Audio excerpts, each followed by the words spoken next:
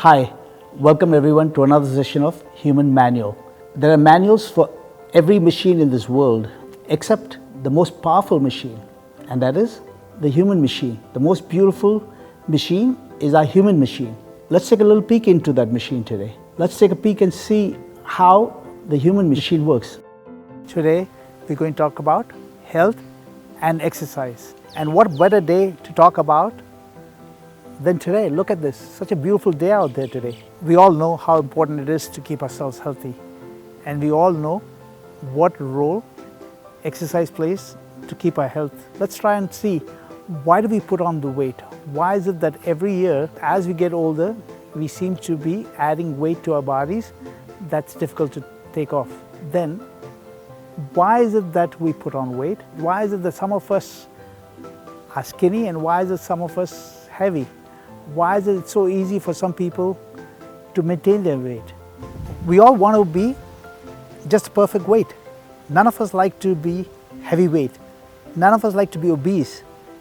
By the way, I remember when I was a child, when I was growing up, and especially if you were in India growing up, when there was so much malnutrition, when there was so much hunger, that literally you didn't have to go on a diet.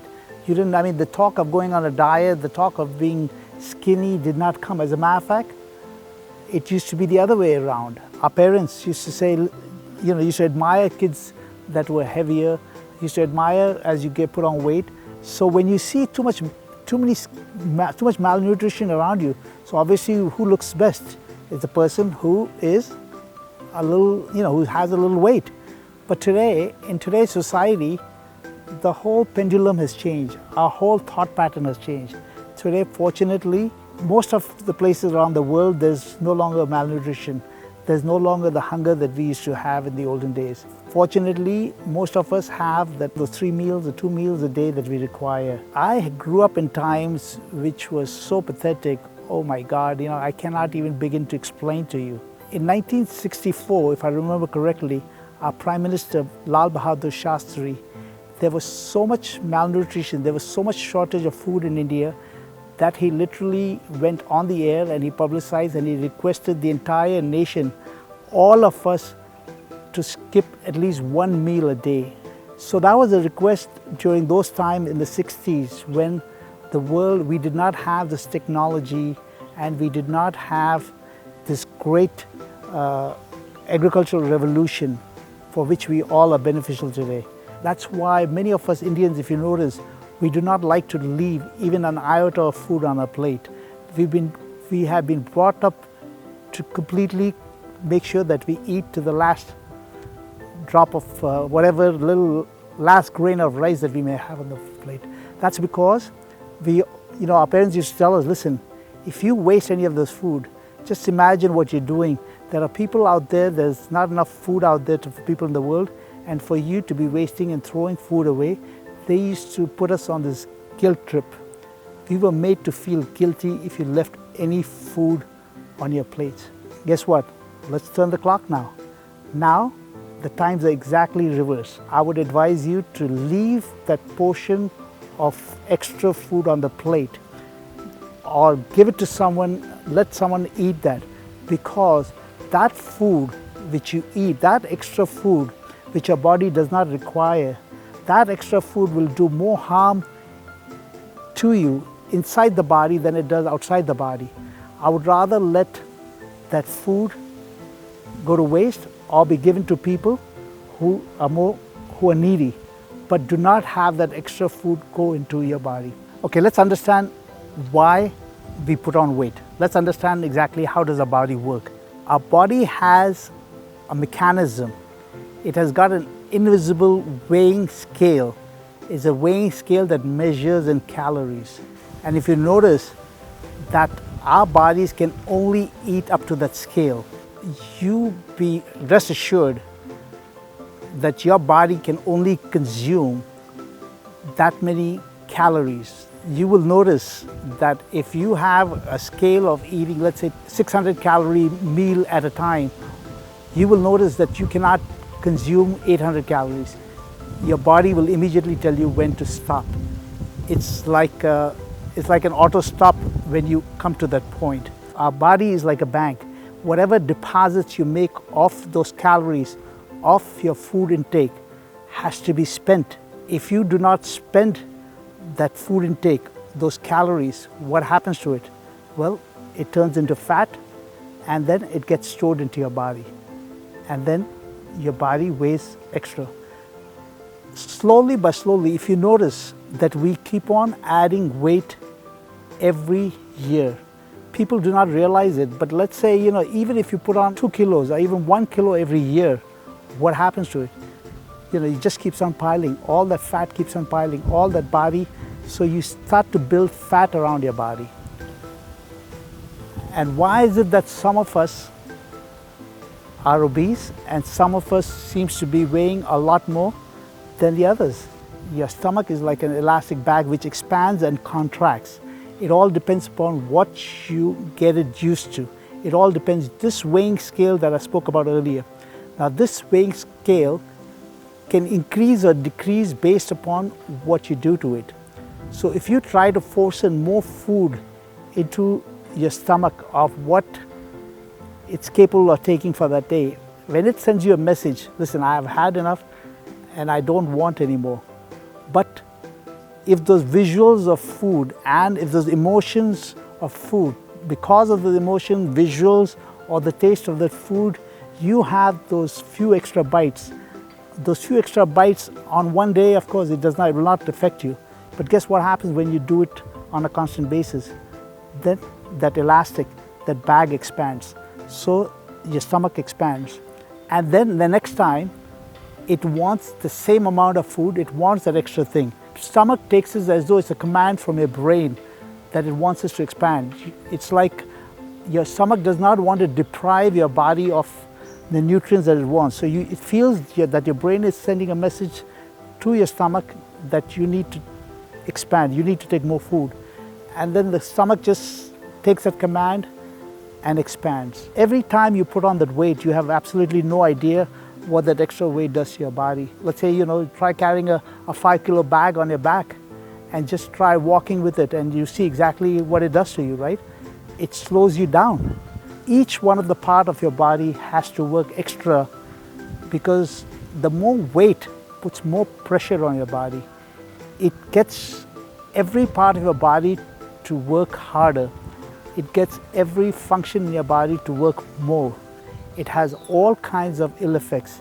The key is to learn to listen to that message of your body. Learn to listen when your body is telling you it does not want.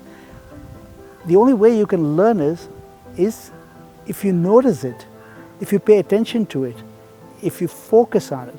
All of us need to understand what exactly the quantity of food intake does to us and what exactly the different foods. I mean, we need to get the knowledge, we need to understand how the different food affects us differently. Unfortunately, we in India have grown up because of our past, because of our malnutrition days, because of our days of hunger. Our parents and the great-grandparents always made things which were fatty. We never knew anything like a boiled food that time. That used to be never unheard of. So everything almost in India, what we used to eat and what we have grown up eating is fried foods. Food with lots of oil, foods with lots of ghee. I remember growing up, there used to be a brand called Dalda. Dalda used to be a ghee that used to be very popular when we were growing up. It used to be Shuddh ghee. And parents used to be very proud of telling others, listen, my children eat Shuddh ghee, not realizing the effects of that Shuddh ghee and what exactly the Shuddh ghee is doing. All that oil, all that fried food, we can't really blame because it worked well for us during the times when we had this malnutrition. Today, we are understanding and we are learning the ill effects of those food. We are understanding exactly what fried food does to us, how that oil, that extra oil that we put in, although our taste buds have been programmed to eat that extra oil. Every country has got its own problem of obesity. The most important thing is to understand and to chart out what exactly are you eating. If you pay attention and if you just chart down what you are eating and understand and learn and see exactly how many calories does each one of those food contain. And exactly if you notice, if you eat foods that have higher calories, obviously you're going to consume less of those, Your bodies will fill, your stomach will fill fuller when you eat more of those high calorie foods. And if you eat less calorie foods, then your body needs extra of those foods too. So basically, you need to get to that weighing scale either through high calories or through low calories.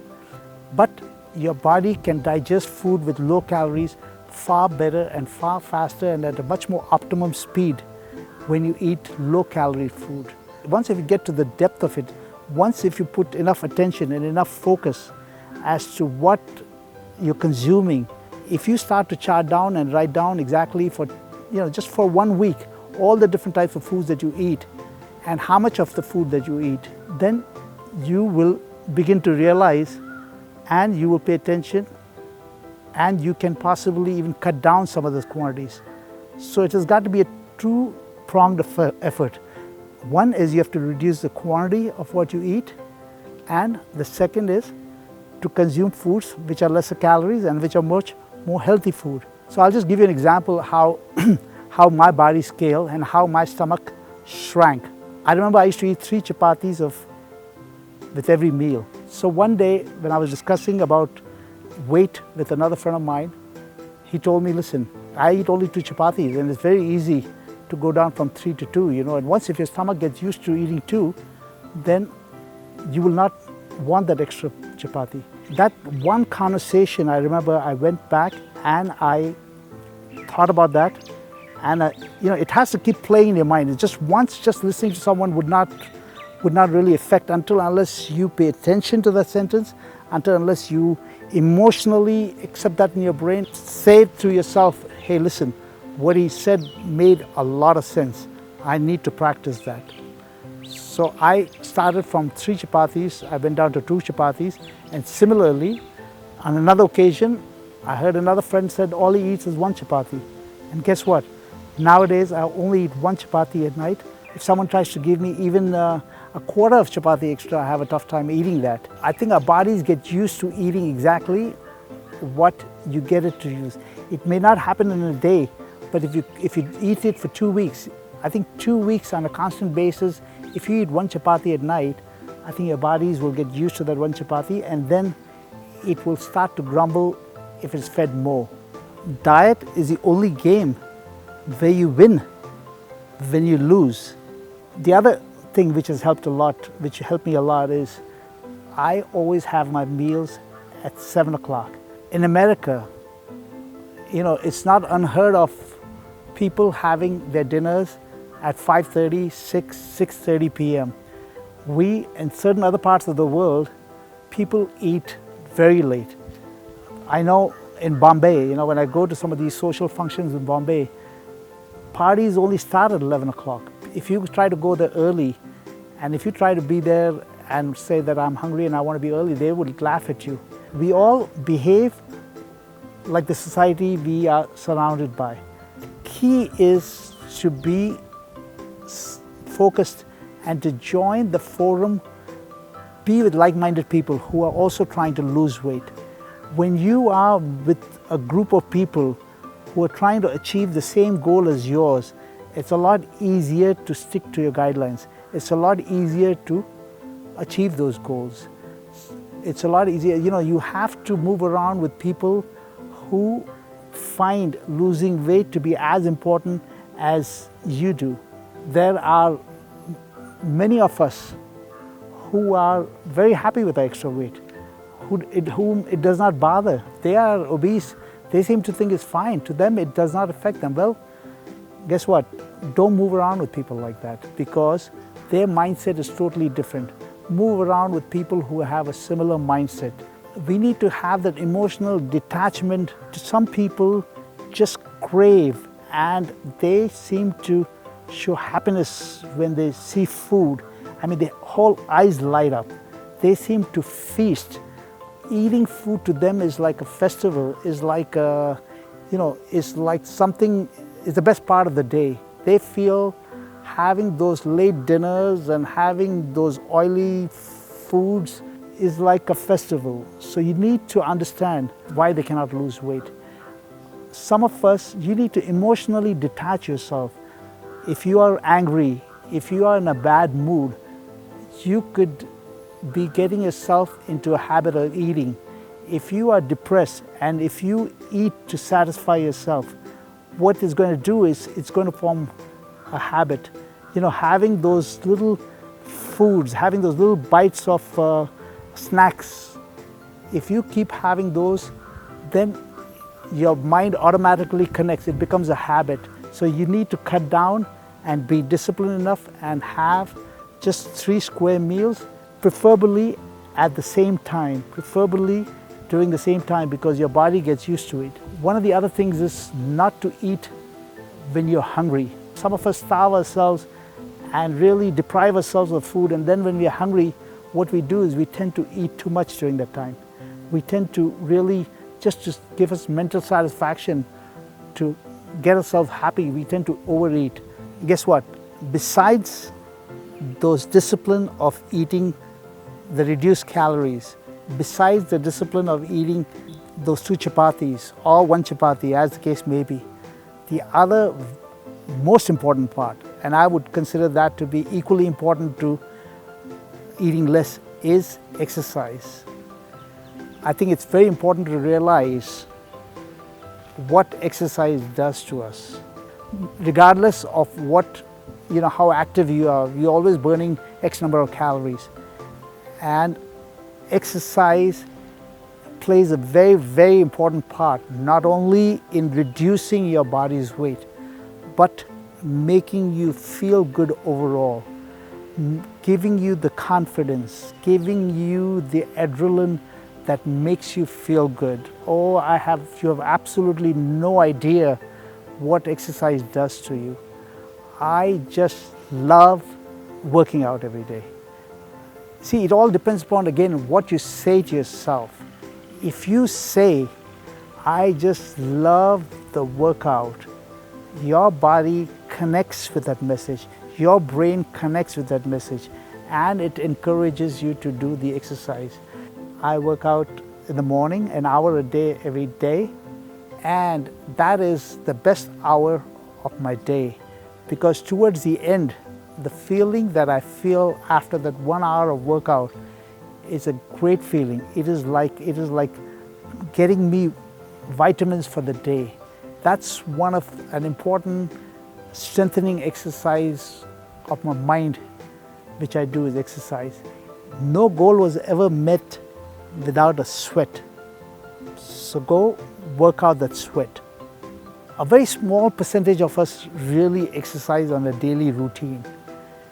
I would think less than 5% of us actually exercise on a regular basis. When I say exercise, I am talking about a dedicated 1 hour at least of cardio and weights or whatever you may do. The reason there's such a small percentage is because I think these people are naive. Maybe they have not gotten the knowledge, or they have not understood the benefits of exercise as much as some of us have. I tell myself that is the best hour of my day. I tell myself what exercise is doing. I tell myself how good I feel. Every time when that hour is over, I say, oh my God, I feel great. I feel great. So your body understands that, your brain registers what you're saying, and then it encourages you to exercise the next day. Exercising the body is like giving a message to different parts of is like toning every part of your body. It's like toning different muscles. When you exercise, when you do that cardio, what happens? Your lung pumps out that extra oxygen to your veins through the blood vessels. I feel very proud, and I can say that, I feel like, I can boast about it, but I weigh today the same as what I weighed when I got married 35 years ago. So if you can maintain the same weight over the years, that means you are not letting those extra calories build up on your body on a year-to-year basis. Every year, if you notice, as you get older, what happens? You put on those extra kilos, and the only way you can keep those extra kilos off is by burning it out through exercising. Exercise is very, very important. All of us should do at least moderate exercise. If nothing else, at least 30 minutes of walking, at least 4 to 5 times a week. If you can do for an hour, nothing like it. And a simple thing like walking, you do not have to do strenuous exercises. You do not have to be the best jogger. You do not have to go on those treadmills, running at 6 miles an hour and all that. All you need to do is just keep your physique and all your body active through that exercise. Make up your mind today. Do you want to eat to live, or you want to live to eat? I hope you all have enjoyed today's session about health and exercise. I hope I got you to at least give it another thought, at least give it another chance in your mind. Let that at least thought creep into your mind. Let that thought at least get a little place in your various, in a little room in your mind. That's all I need from you, is for a thought like this to be implanted, a thought like this to be taken seriously. How important exercise is to your life. Just consider that to be a very important thing. Thank you all for spending the time with us and watching this video. I look forward to spending another day with you on another video. God bless. Thank you. If you like this video, please give it a thumbs up. Let us know what you think of it in the comments below. Also, don't forget to share and subscribe. Thank you.